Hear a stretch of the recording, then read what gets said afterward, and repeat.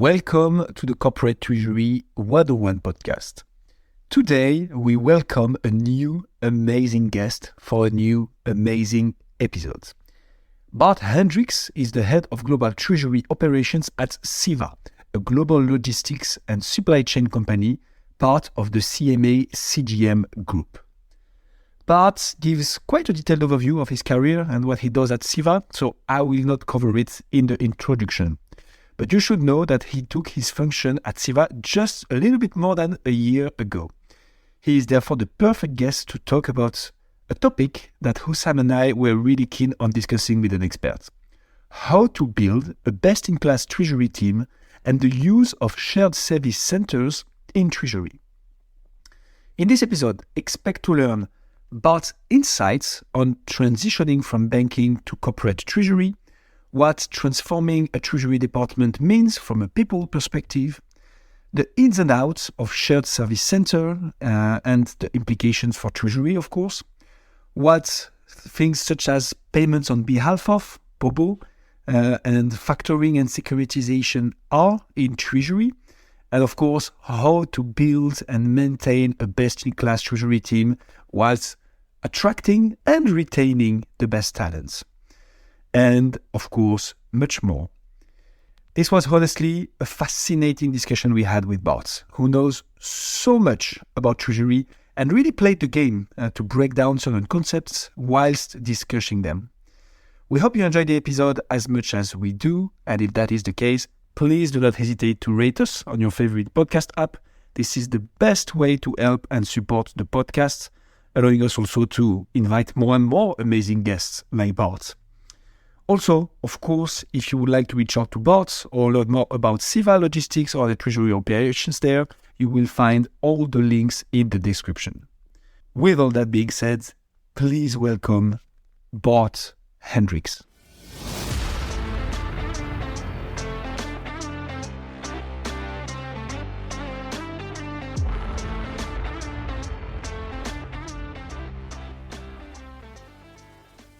So, Bart Hendricks, how are you doing today? I'm doing well. Thank you. Very good. I'm pleased to have you on the show. Bart, could you please start by introducing yourself? What's your background? What do you do? I'm currently global head of treasury operations and in-house banking at CEVA Logistics. I started my career 25 years ago in banking. I worked first half of my career in leverage finance, corporate banking across Europe for different banks, purely in the corporate domain. And I changed to corporate treasury now almost 13 years ago. Very new in corporate treasury, not new in banking and banking products, but new in corporate treasury. When I was asked to set up a corporate treasury department for a spin-off of Texaco called Delek. It's an Israeli company who actually acquired Texaco stations in the Benelux. And they needed someone to set up treasury. So I was a one-man show at the start. And later we set up a team across the Netherlands and Belgium. Then we acquired the BP stations in France. So I had a team in France as well. I also did some credit management. So totally different role than banking, but I really got hooked into corporate treasury. Very cool, very cool. How was that transition for you? We've talked in the past with other guests and in other episodes about transitioning into corporate treasury. How was that transition for you? It's huge. It really is huge. It's for me, it was very, liberating in the sense that while I had a very interesting and challenging job within banking, you're at the sideline. It's very deal driven, at least the business I was doing. So you advise a corporate purely on one single product. Once the deal is done, you step out. Moving to corporate treasury was completely different. First of all, you're part of the organization. So you're really ingrained in the organization and you have to know every specific of the organization as well. And next to that, it's very, empowering in the sense that you have your responsibilities, which is very clear, but you have to take your responsibilities as well. Just to give an example, so we were a carve-out out of the huge Chevron Texaco Treasury organization. We had a lot of foreign exchange deals we had to do because we buy fuel in dollars and we sell it in euros. Very basic. So In the beginning, I called 1, 3, or 4 banks and I said, what's your best price? And they always knew I was going to buy dollars. So they gave me a price and I said, yeah, go ahead. Then I found out that you had these electronic trading platforms. So I went to my CFO, which is actually, I think, still one of the best CFOs I've ever had. I explained the business case, expecting me to write 10-page business profile case and then wait for 3 or 4 months. And she actually said, well, yeah, just do it. Hey, come on. I mean, we need to move forward. This is a no-brainer. Just get it done. And that was so completely different than working for a huge bank where if you want to change something, it never happens or it takes ages. So, like I said, for me, very liberating, a lot of challenges in the sense that some of the things I had to do, I had no knowledge of. So I was not a typical cash manager who started as an analyst and knew everything about MT940s and these Swift and all these kind of things. But you learn along the way. And if you have an open mind, it's, like I said, for me, it was a big step, a huge challenge. Transition was big, but for me, there was no way back to banking. Very interesting. Very, very interesting. So explain to us what you do now then at SIVA. Who are SIVA? What do they do? Can you give us like a brief overview and then your role there? Yeah, no problem. So I joined SIVA just over a year ago. SIVA is a third-party logistics company, which means big companies like Amazon, like huge retailers, for example, they need to have warehouses, they need to have logistics functions, which they don't have themselves, and they outsource it to third-party logistics companies. SIVA is one of them. SIVA has a very long history, started out partly as a Dutch company, TNT Logistics, many years ago. So it's really from the postal services it started. And a long history in the Netherlands, even though it became a global company already 15, 20 years ago when it merged with an Australian company. It's been owned by private equity over the last 12 years, but was listed 3.5 years ago, 3 years ago at the Swiss Stock Exchange, only for a brief period of time, because then we were acquired by the French company CMA CGM. It's a large shipping container business company who is expanding and diversifying its business, and logistics is part of the whole value chain. So they acquired SIVA Logistics. When I joined, we were with 78,000 people. Our revenues were about 7 billion. That was in 2020. If we fast forward to today, we did 3-4 major acquisitions over the last period. And we expect our revenues to be for 2022 in the range of 15 billion. We are with 120,000 people and we operate in 160 countries. Like I said, we're part of CMA CGM, located in Marseille, its head office. We also relocated our head office to Marseille, but we are very independent in the sense we have our own treasury team and we have our own strategic decisions, of course, aligned with our major shareholder. Now, diving into the treasury organization and my role. So we have, given the fact that we did some acquisitions, partly carve-outs where we didn't acquire any treasury people, but also acquisitions where we actually acquired also treasury teams. We are in a very dynamic process at the moment to restructure the treasury organization. Currently, we have 3 main teams within treasury.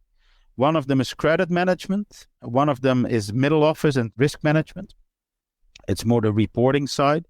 And then it's my team, which is treasury operations. Within treasury operations, we are responsible for liquidity management, so global cash management. We are responsible for intercompany funding and lending, and we are responsible for bank guarantees globally. So really the operational side. My team of 8 people is spread globally. So I have people working in my team in the APAC region, in North America, in South America, in Europe. Some people are located in Portugal, some are in the Netherlands, and some are in Marseille. So it's a truly global team. Even though we're a French company now, I have only 2 French people in my team. All the others are, like I said, located across the world, but also they have their origins there, so they know the local business quite well. Wow. So between the appeal of Treasury that got you to stay in the end, Bart, and your new role in Seva, you're quite the person to talk about for Shared Service Center and the topic we would like to talk about today. With your role, I guess, came the building of this team or the restructuring of this team, or so hired for that reason? Yes. No. When I started, my team consisted of 2 people. One treasury analyst in the Netherlands. Well, actually, at that time, still located in Marseille, guy from the UK, who moved back to the Netherlands, and one very senior person already with the organization, Siva, and also in Treasury in Singapore for over 10 years. It just, as a side note, as I said, we used to be a Dutch, the head office was in the Netherlands. Mm-hmm. As we moved to Marseille, none of the existing global Treasury team members located in the Netherlands actually relocated to Marseille. Okay. So the most of the team, give 1 or 2, have a background in Siva Treasury of up to 3 years. So it's, even though we have a lot of experience in Treasury, Siva Treasury, we are quite a new team, which means we are still searching for the right spread of people across the different teams, but also the right competences within the team. So this is an ongoing search we're working on. But I was indeed hired as well to further build the team to have a global presence. It's also because our strategy, so our blueprint for our treasury organizations did change. Even though we're a centralized treasury, so we took almost all treasury functions from the local entities to a central entity in France.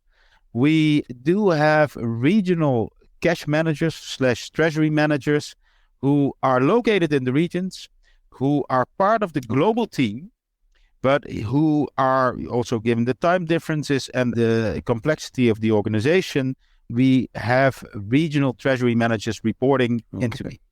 Makes a lot of sense. So a global treasury team with the perks of having somebody in the local businesses to know and be close to the operating units. Awesome. Exactly. Okay, thanks a lot for this introduction, but this is going to be fascinating. We would like to talk about Shared Service Center today. Maybe to begin with and to break down the term, can you explain to us what a Shared Service Center is, and not necessarily with the treasury view, but because, of course, we're going to come to it in the future. But what is a Shared Service Center? But also, in my view, a Shared Service Center is a center of expertise where we try to consolidate processes across the regions. And this can be looking at finance. This can be processes for accounting, processes for treasury, for example, for accounts payable processes. So you try to consolidate the processes, optimize its efficiency by also implementing technologies who make you able to have a global service for, in our case, our 160 countries in the group. That means that it really is for us a center of expertise. It's located centrally. In our case, we have 2. One in India, which is outsourced, which means we don't own it. So we outsourced it to a third-party provider. And we have an insourced shared service center in Malaysia.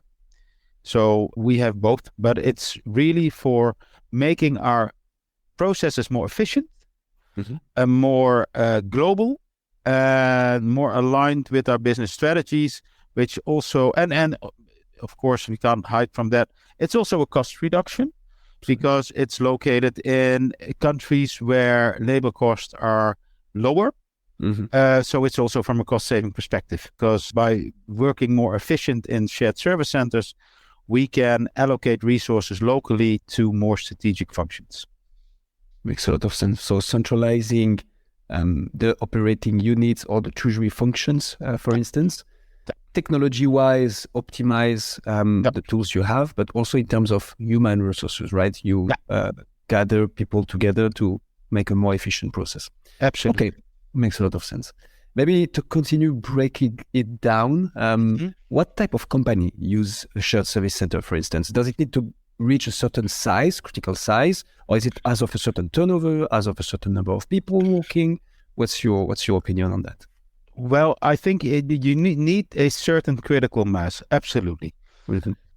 So the companies I worked for, two of them had a shared service center. So that's the current one. Three of them. I worked for a large dairy corporation called Friesland Campina.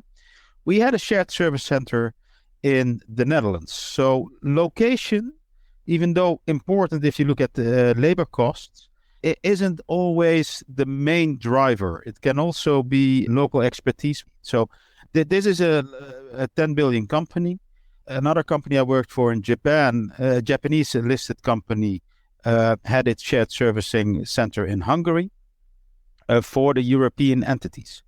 Also there, it was one of the larger companies. So I do think, to my belief, it needs a critical size. It's very difficult to determine that in revenues or in employees, but there needs to be a business case to justify setting up a shared service center.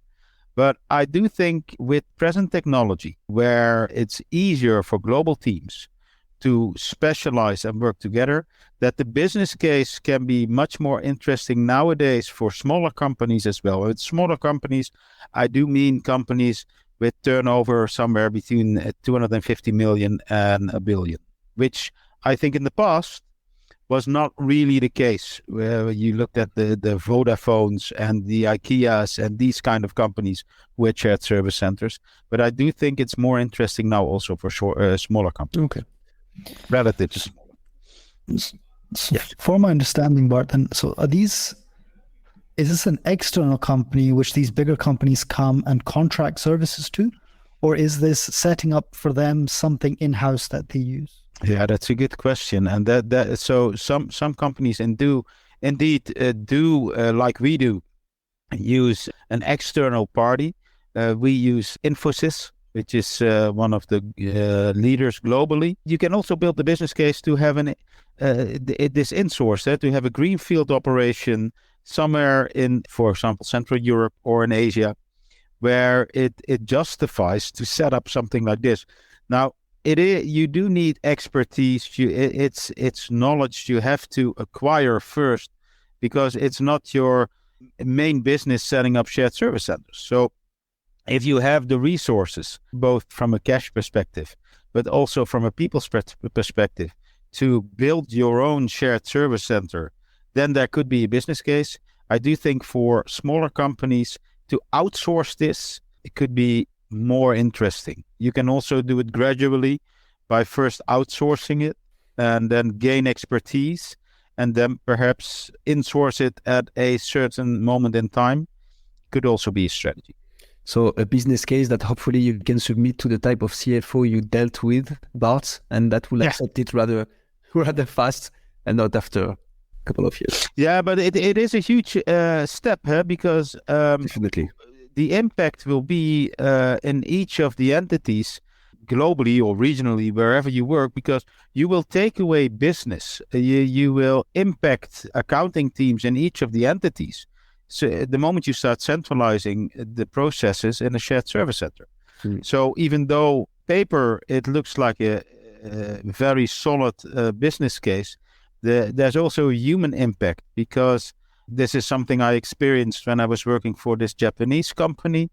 The moment you build the business case and you say, okay, we can save 2F in accounts payable in Germany in this entity, we're talking about people. And we're talking about people who've been with the company maybe for 10, 15 years, have done nothing else than accounts receivable or accounts payable. And you tell them, no, we're transferring your responsibilities to Hungary. And that is difficult. It's more than a business case on paper.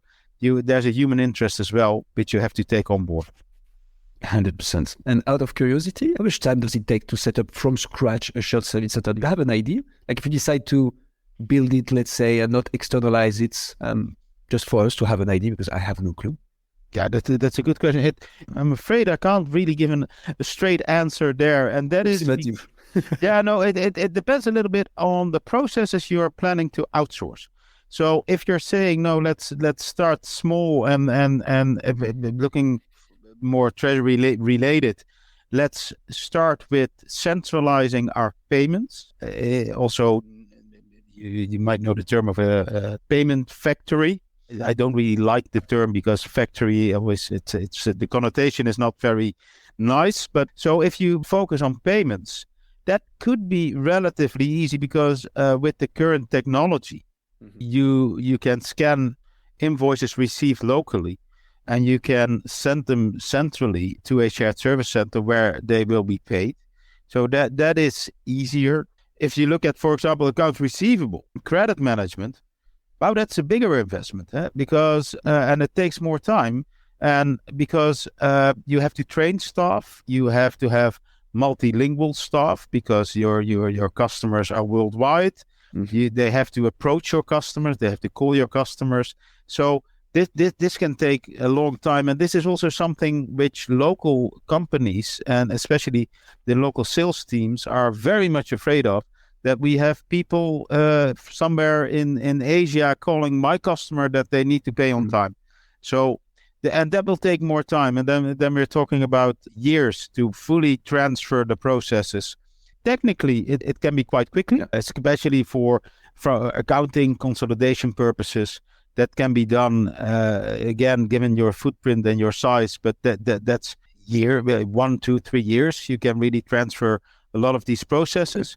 To really set up a fully fledged shared service center, yeah, it's an ongoing development. I really mean ongoing because even today, if I look at our treasury processes we are all the time looking at processes we currently do centrally in Marseille or still locally in the entities, how we can transfer those to our shared service centers. You can't really say, okay, let's transfer. To give an example, one of the processes we are currently are thinking of transferring, the fact that we have a lot of non-centralized cash. And without going into too much detail, a company most of the time likes to centralize its cash, that they have full control over its cash and they can use the cash where they need it most. In order to do this, you want to have the local cash at a minimum level. Now, we have hundreds of bank accounts locally.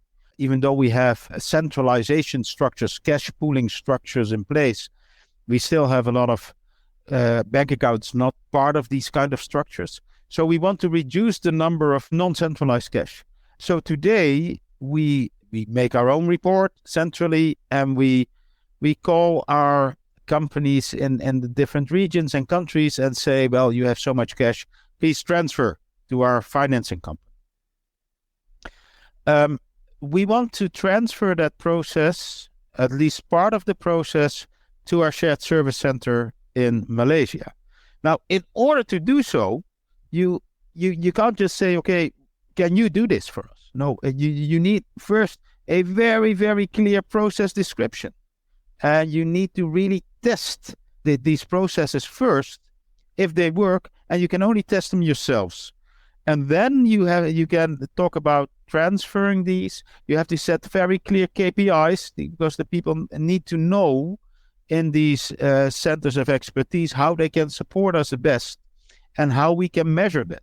So it's not just saying, okay, we're doing this today, can you do this tomorrow? It's a process. Even something as small as very internally approaching our entities to ask for more centralization of cash, it can take up to 3 to 6 months to really transfer such a process once it's fully put in a clear process description. That's super clear. And we actually start to tackle the second aspect to discuss, the technicalities, which means what kind of task and treasury function you can find in a shared service center. Yeah. So cash management, it's rather clear. Cash centralization, that's also something we already talked about in the podcast. Let's maybe dive a little bit into payments processing. And you mentioned payment factory, even though you don't like the term too much. Can you quickly describe what that is and what's the perk of it? Why would you want to centralize and have the payments executed from a shared service center? But I had the same question for collections, but let's tackle it. So payments, it's a process which is most of the time done locally, especially when you grow through acquisitions. You buy companies, they have their own accounting department with their own accounts payable team active. Now, what we are doing within our organization, within SIVA, we are centralizing our AP in India. So we have an ERP system called, we're not working with SAP, but with JD Edwards, and which is one of the leading ERP systems. So we try to have a global ERP system. We want to establish a linking pin between our global ERP system and the banks. In order to do so, we have implemented a treasury management system called Kyriba.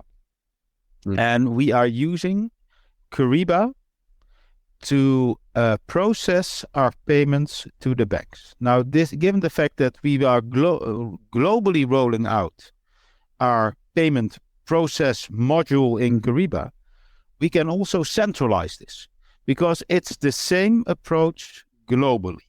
So we have a global team in India working also according to the time zones of our companies. So that means we have people in India working in 3 shifts.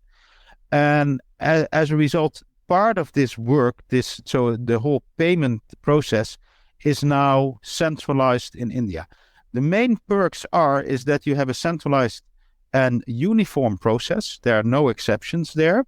And it's controllable. Controllable in a sense of authorizations, that you have the same authorization structure in place, which is from a control perspective extremely important. Next to that, you have visibility. You have visibility on your payables going out, which impact your cash again. And you can also have, and this is not something we're doing today, but could be that even from a central treasury perspective, you could have an impact on the release of the payments, which means you can really directly impact your cash flow in that sense. Okay. This is not something we're doing today, but it could be a solution in the future. So for us, the reason why we are transferring payments is to have a centralized process, to have more control over our payments and our security on payments, and to have more visibility on. That's super clear. And well, we like to be the devil's advocate a bit. So I will ask a last question on payments, Bart. Payments on behalf, is it something you can quickly explain as well, and that you can execute from a shared service center to your view, or what's your perspective? Yeah, no, absolutely. And this is something we are not doing today within SIVA, given the complexity of our organization and our global presence. But indeed, if you could do payments on behalf of, which actually means that you have a central entity who is actually paying all the invoices for the whole organization, you could fully control your cash and your payment cycle. Right. So to give an example, today, given the fact that all the payments are processed in our shared service center, but by different entities, we also have a different, as we call it, payment clock. That means some entities pay on a daily basis almost, some have weekly payment runs. Now, if you have a structure where you have payments on behalf of, you only have one central entity, legal entity, who actually executes the payments. And you can fully control that. And also this payment clock, like I said, you could say, okay, let's pay only twice a week on Wednesdays and Fridays. The impact by paying only on Fridays on your working capital, for example, is huge. So no, payments on behalf of is certainly something which is very interesting. not for every organization. Like I said, for our organization, it's more difficult, given also the fact that there are also legal restrictions to have your payments for your Brazilian entity executed by a Dutch entity operating from Malaysia. I don't want to start there. So it can be very complex, but given your structure and your global footprint, payments on behalf of can be very interesting. And the pinnacle would be also to have collections on behalf of, which means that you have one entity who is on your invoice, one bank account, and all the money is received on that bank account. That means that you centralize cash from the source. So yes, but that is. It depends on the industry where you're in, if it's possible. But to have like they say, payments on behalf of and collection on behalf, that would make life in treasury, but also in accounting, much easier. 100%. Yes, but maybe not in legal. but not in general. I think especially external legal advice. Very, very happy with that if we would go. Of course. But of all these treasury processes that you've described, I mean, if a company was to start to create this shared service center, which are like the easiest ones that they would typically start centralizing like this? From a treasury perspective, so I let aside accounting because there's a huge benefit there as well. Certainly on consolidation and the reporting and these kind of things. But for treasury, I think looking at cash management, it's the payment side. So payments is the first step I would set when you start implementing shared service centers. And which part of it specifically, like of all the things that we've talked, like, so I'm not trying to get to like what's the easiest thing to get done first. Like if you could explain the process. So a company with legal entities across multiple regions with a shared service center in Malaysia. Yeah. The first thing that they would typically centralize that drives the biggest efficiency, the low-hanging fruit, as you would say. What process exactly? Could you describe that? Like the before and after?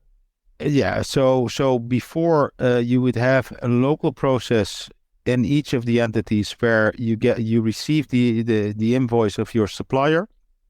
The invoice is either scanned or keyed in your ERP system. Most of the times it's just typed in. And then once it's in your ERP system, you wait until maturity date of the invoice, so on the payment date, and then it's put into a payment proposal or a payment batch, and then a person prepares this batch. It's signed, it's sent to a bank, and then in the banking system, it's approved by two authorizing signatories because you want to have some segregation of and two eyes principle, and then it's paid by the bank. So that's a typical payment process, very, very simplified. Now, if you would implement a shared service center, it means invoices will still be received locally. They will be scanned and sent to your shared service center, wherever that may be. It's collected there. So you have people doing this full time. So it's not a side job or one of the tasks you're doing. This is just a task, a full-time job. They key or scan this in the ERP system. They make sure that the payment batches are prepared on time. They make sure that the internal approvers have approved it on time, and they make sure it's sent to the banks and approved there as well by the authorized signatories. So the process is much more efficient. You centralize knowledge, but you also centralize tasks, which are, if you do it locally, it might be 15 or 20 minutes each day from your day job. Now it's centralized, so you free up the time locally. So these people can do more meaningful or strategic tasks, which are more required locally. And you can actually control the process on a global level, so there are no exceptions there. So for me, centralizing these kind of payments processes, it's not just efficiency, but it's also making sure you have a global approach. which means you can also, if there is a reason to steer or to impact the process, you can do it from one source instead of trying to roll it out globally. Very clear. Okay, super interesting. So we've covered payments, like you said. We covered a couple other aspects of Treasury as well. I'm trying to go through a list of all the topics Guillaume and I have covered up until now in our Corporate Treasury 101 episodes. One that maybe sticks out that might be interesting for this was trade finance. I think it was one thing that we talked in the past. We did a big episode series on it. And so can you do that with a shared service center? So what does trade or supply chain finance, as it was also described back then, relate to this typically? And I guess, being in logistics, which is the parent company's more thing, you guys must be experts on this. Yes and no, we are in logistics, but financial logistics is something else. But if I can give you two examples of what we are doing today, one of them is we have securitization program. We sell our part of our receivables to a special purpose vehicle, which is financed by a group of banks. So it's selling of receivables like factoring. Okay. It entails, in our case, a lot of reporting, both internally. So we sell the invoice. It needs to be cleared. But also once you sell the receivable, you get cash from your financing company, from the banks. So this whole reporting process around securitization, we outsource that to our shared service center on a daily basis. So as we have multiple entities in different jurisdictions across the world, they sell invoices and they receive cash the next day, to say very, very broadly. It means there's a lot of reporting involved, a lot of communication, a lot of transfers involved as well, from cash transfers. These are all prepared by our shared service center. So yes, given the fact that it's a global program, to have this centralized somewhere makes a lot of sense. In our case, we centralize this in our inbound shared service center in Malaysia. So they are supporting us there, especially on the reporting side and the preparation, the multiple transfers we have to do on a daily basis. So yes, that's outsourced. On the other hand, if you look at reverse factoring. Bart, could you explain that a little bit more? I didn't quite understand what you meant by when you said you sell invoices. Yes. Describe the process a little bit. Yeah. Of course. So the moment you conclude a deal, a sale, you prepare an invoice, and you send the invoice to your customer, and the customer pays, say, after 30 days or 60 days. Yeah. That's the normal process. Now, if you have securitization or a factoring process in place, it means that you actually don't. You have a contract with your customer. You prepare your invoice. You send the invoice to your customer. Customer still has to pay after 30 days. However, you also sell this receivable, which is an asset which you have because it's in the future you'll get cash for it. You sell that receivable to a bank, and the bank will give you the money the next day if they accept the receivable. So that means instead of waiting for 30 days on your cash from your customer, you might get it after 5 days. So from a cash perspective, that's great because you get your cash earlier and you can actually do something with the cash instead of waiting for it. So that sounds very much like factoring, but you highlighted securitization. Securitization is especially for larger companies where you have a much more complex structure in different jurisdictions. You don't stick with one bank because the volumes are very big.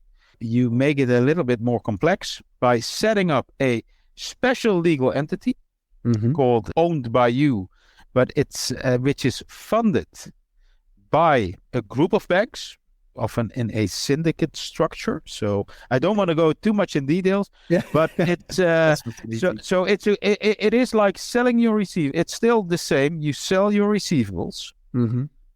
However, you don't sell it to a bank. You sell it to a special purpose vehicle, which is funded by a group of banks.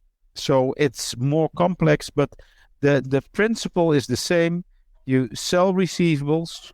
You get your cash in earlier, And when the customer actually pays after 30 days, it's on bank accounts which are owned by this special purpose vehicle. So, and these bank accounts, and I'm not going to go into the legal complexities, but they are pledged to the group of banks. So everything which is on the bank account is pledged. So that in that sense, the banks keep control, cash coming in. And it's like very short-term financing because it's over the tenor of your payment. But for us, it's one of the ways to control our cash flow coming in. Okay, so that's factoring, but maybe next level. And what I propose to Sam is that, because it's fascinating, but we need to have a dedicated episode. Absolutely. Well, it's complicated, but it's well known. Well, it's used by a lot of large companies. Yeah. And especially became very interesting also due to the COVID crisis, where the focus on cash really became the pinnacle of attention of most of senior management. Where's our cash? How can we get our cash in much quicker? Then factoring, securitization became even more important. Super clear. Perfect. If I could summarize, just so in layman's terms, so my understanding of it. So what you're saying is, when you make a sale to a customer, of course, there's some payment terms applied to that. The invoice doesn't get paid the next day. There's usually like after 30 days or 60 days. Yeah. So what you do is you take that promise that the customer's going to, or that contract that the customer's going to pay you in 60 days, and you sell that to a bank for cash today. I assume at a fee. There's a discount. So say the contract or the invoice is 100 euros, you get 95 euros. And part of this €5 is like an insurance that if the customer doesn't pay, then at least there is some cushion there. If the customer pays, you don't get the last €5. Say you get €4 because the €1 is the fee, the factoring fee the bank will ask for it. Okay, so your company, Siva, does that a lot. So all that paperwork, the reporting aspect of it, the issuing of all these contracts, the management of it all is done by a shared service center in Malaysia, for example, right? Yes. So that's kind of why you do it, because it's a lot of paperwork, it's a lot of grunt work, which might have been maybe a couple hours of someone's day in the Netherlands. Yeah. Get centralized to 1 or 2 or 5 resources in a central location who's doing it globally. Yeah. Makes complete sense. Okay. But this is fascinating, but we still have the other aspect to cover, which is best-in-class treasury team. Maybe a quick question to wrap up the shared service center one. Yeah. How does this treasury shared service center fit into a more global treasury team? And I think this question is even more relevant for you at the setup at Seva, given that you have regional treasurers and cash managers spread across the world. So it might not be that easy to manage a shared service center in India that is externalized, one in Malaysia, plus those different reportees or people that within your team you have throughout the world. So how does that overall setup fits into a global treasury team? That is a good question. And looking at Seva, most of the time shared service centers have their own reporting structure, which we also have in India. So the shared service center we have there, especially focusing on accounting, accounts payable, AR, AP, as we call it, they have their own reporting lines. However, our inbound shared service center in Malaysia, the people who are working on the treasury tasks, so next to the securitization we talked about, or the centralization of cash. We also look at cash flow forecasting, where some of these people play a role. They actually report directly to Global Treasury. They are part of the Global Treasury team. So it's not that they are in some way or form less or are underskilled. No, absolutely not. They are really forming a part of our Treasury team. However, they are located in Malaysia and they have very specific jobs they work on. Now, how does a shared service center impact your global treasury structure, your team structure, is a very relevant question. And especially in the changing environment which we are over the last 5 to 10 years, where technology and data plays a much more important role. It's a cooperation, a real teamwork between the teams we have in Malaysia and our global head office team. What I mean with that is that at global head office, we really need people who can use the data which is being produced in Malaysia. They do the reporting, but we need the right skill sets centrally to actually interpret the data we have, albeit on cash flow forecasting, can be on centralization, can be on different tasks. So if we look at our teams and our team structure in Marseille, we have real experts on data collection, data interpretation and forecasting. We have experts on treasury management systems and on technology. So if we look at our cash managers also regionally, they are not involved in accounts payable, not at all. They are involved in selecting the right business partners, so the right banks for our regions, the right liquidity structure. So they are much more strategically focused, much more project managers in implementations and migrations. And in Marseille, they're really the experts on data analysis, where you have in your shared service center, you have more the reporting and the data collection side. So we really try to set up our treasury teams in such a way that we make full use of the resources we have in the different setups. That's very clear. Bart, I mean, that leads us in very nicely to the next section we wanted to discuss with you. You've got a lot of experience in building these teams, specifically in the world of treasury. You've seen the churn that comes with people moving in, people moving out, the pain that comes with, I'm sure, for the leading teams. What's your take on the talent pool in treasury and the best way for attracting the best talent and retaining the best talent? Mm-hmm.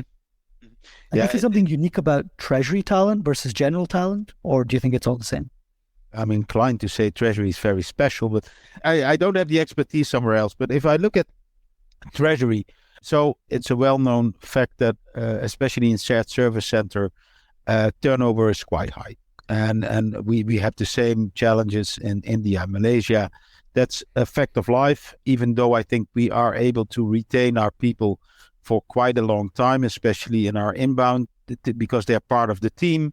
And that's very important to keep these people aligned, to really make them part of the team, to involve them in group discussions. For us, that's on a weekly basis. We have team calls, so keep them involved. That's really for shared service and make it very clear and specific what you would like to see and how they can participate in developing the processes even further and to make it more efficient. So try to empower them, involve them. That's for the shared service centers. Now, if you look at building a centralized treasury team, and I've tried doing that for the last 10 years in different companies, it has changed quite a lot, especially in the beginning when you try to set up a global team. The responsibilities were very operational in the beginning. You start as a very operational centralized treasury team, and you try to develop in a more strategic team, more value enhancing, as they say it. So more tasks which are really contributing to the strategic direction the company is going to. But in the beginning, 10 years ago, when I had to set up this treasury team for Delec in the Benelux, I really looked for someone who was able to transfer cash and opening bank accounts. Very, very basic. If you look nowadays, while we are building our treasury team, we really look for people having a much broader focus, in the sense that they don't need to have a banking background anymore. They don't need to have a cash management background as a startup function.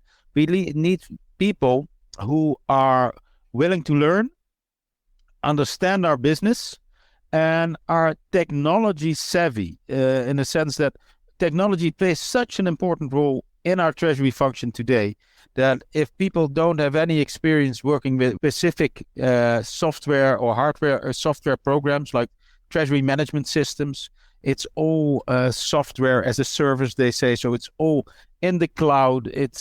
It's completely different than where we were 10 years ago. And we need people who can adapt to that, who can learn that very quickly, who have an experience in machine learning and data analysis. So the skill set of the people has changed tremendously. And these kind of people, they need different challenges. So you need to try to retain them in a different way than you did cash managers 10 years ago. So I don't know if that answers a little bit of the struggles we are having today. Yeah, I guess what you're saying is that you need to give them continuous like stimulation, right? Yes. For the offshore teams, those are typically, they feel disenfranchised, they feel like they're not really part of the team, so you need to make sure they feel included. For the onshore team, for the people that are in your regional offices, you need to give them challenging roles, I guess. Right? Exactly. How did you? I mean, data is a big point generally in all industries at the moment. How much do you see the Treasury departments getting unlocked by, this data focused skill set that you're doing? Like, do you see in your experience from so much Treasury, like more work getting done much faster, more optimization happening? Like how big of an impact has that really been? Because if you're saying, hey, you don't even need a banking background anymore, you just need a data background, ability to manage large data sets and have these skills in managing cloud services, managing machine learning, AI, whatever. Clearly that's because you've experimented enough and seen the value that comes out of the data skills. Yeah. So tell us a little bit more about that. No, absolutely. So Treasury is sitting on a huge pile of data. So we know much more of the company than the company realizes, in the sense that we know payment frequencies. We know we see cash coming in, going out. We know customers not paying on time. Everything is locked in cash. And so we have this huge pile of data, which in the past we didn't do much with. Now over the last 5 years, also senior management and also the other department have seen the value of this data, but it needs to be extracted from the data we have. So we need to make it tangible. We need to make it useful for other departments as well to make strategic decisions. So instead of being just an operating unit who transfers cash from A to B, which in the past it was all cash management did, and opening bank accounts and closing bank accounts, we're now much more focused on algorithms, on cash flow forecasting, on trying to interpret the data which we have and support sales and support procurement and support senior management on their strategic decisions, and also even on their customer selection or on their procurement, on their selection of their suppliers with the data we actually have. So we try to involve in our cash flow forecasting processes also our sales teams, our business development teams, to show them what's happening and to show them also which type of customers are paying on time. How can we maybe even further optimize our payment terms? So because of the data we actually have and own and which we can use, we are able to look over the boundaries, over our own Treasury silo which we have, and try to share the knowledge, but also have an added value to the other teams. And this is just the start. We were exploring this. So within SIVA, we have a separate cash flow forecasting tool software called Cash Analytics. We are now globally rolling out the tool. The impact it will have, because it's also, like I said, using algorithms to learn, and it can be fed from your ERP system, but it can also make predictions for the future. It has a huge impact. It will have a huge impact also on sales, for example. So Bart, leading on to that, maybe a bit more philosophical question for you.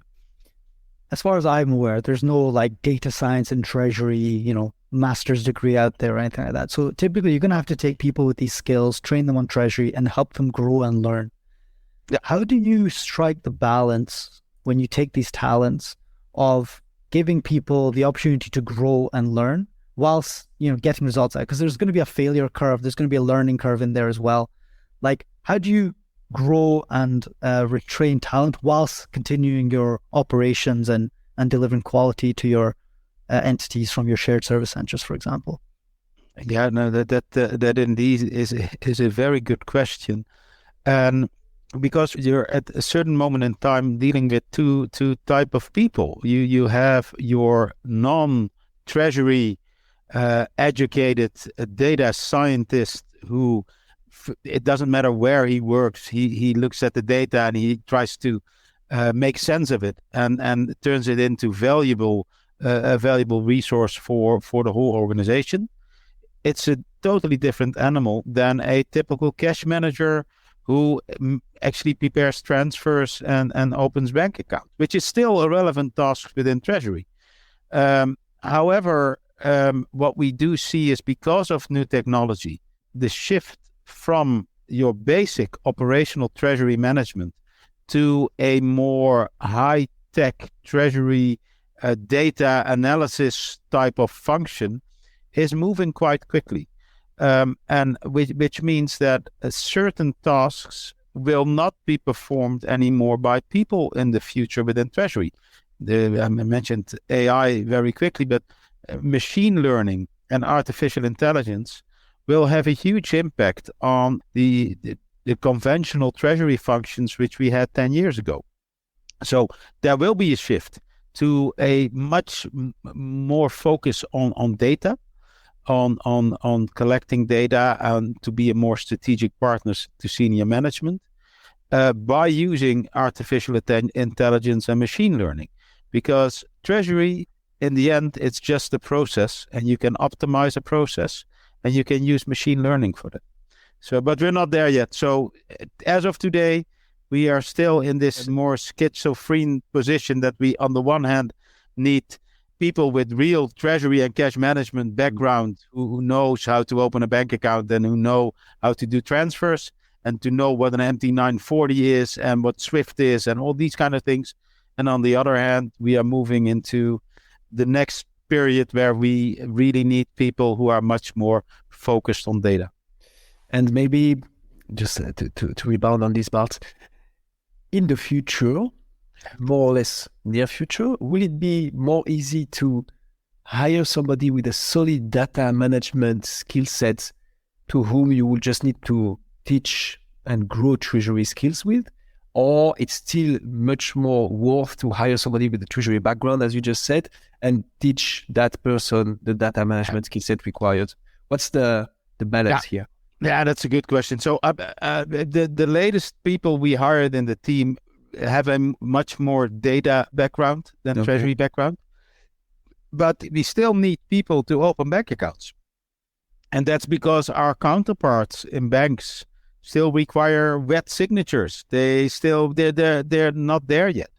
So depending on the progress our collaborators are making, our partners outside, we can move more quickly to the more specialized functions. We're not there yet.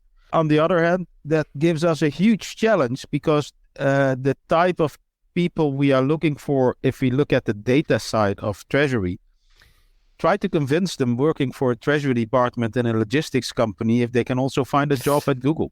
I mean, we're not sexy enough. So it is a challenge there as well. It's very interesting to say we need these data scientists and we need to make sense of our data. We're still a logistics company. We're still moving products from A to B. Mm-hmm. We're not sexy enough. I mean, to attract the biggest candidate there. So it makes sense, but it's also going to be one of the major problematic of the future, the logistics, with the growing population, with rarer and rarer raw materials and all that stuff. It's Absolutely. A very interesting challenge. And so you anticipated my question, but I'd like to push a little bit here. How do you attract them then? If, as a, data manager, experienced data manager, I can say, okay, my option is either Siva or Google. How do you attract them and retain them? Back to the first question we asked. Yeah, no, we have one big advantage, I think, over these high-tech companies, and that is that we provide a very tangible service, which even though you don't see the trucks on the road every day, you do see our competitors like FedEx, like DHL, like these kind of companies. So they're visible. You take them. What I would like to do if we try to convince candidates or even people who just joined to stick with the company, take them to a warehouse, show them what we are actually doing, how the process works. I mean, it is, like you say, it is something going forward going to be even more important to in a sustainable way get products from A to B. So it's tangible. So it is, but you have to show them. You have to prove it, and that is sometimes difficult. So we want to be out there. We go a lot to universities to try to attract them there. But I mean, we are in a bit of a disadvantage at the start because they don't know us, and they don't know how interesting the business is in logistics. But that was super, super interesting. Anything else you would like to share with us? Either Shared Service Center or the Treasury in Siva or the recruits and attract, retain talents in Treasury? Maybe a final remark, and that is attracting talent. We discussed that. Retaining talent is maybe even more important in this dynamic market. We see a lot of vacancies. We see a lot of also our own people being asked or being approached by headhunters, by recruitment companies. So retaining talent is very important. And to retain talent, what we've seen is that in the past, when you offered them a company car, a pay increase, that would help. You need to do more today. And one of the things in Treasury, which we also discussed a little bit now, is that it's moving very quickly. It's developing. So training people is very important for us, giving them the right training they need at the right time. That's one. And the second one is to give them ownership. And that is very difficult in some companies, but especially in smaller companies, give them ownership, make them part of the decision-making process. That is what really helps us retain our young talents, especially because they will leave in an instant.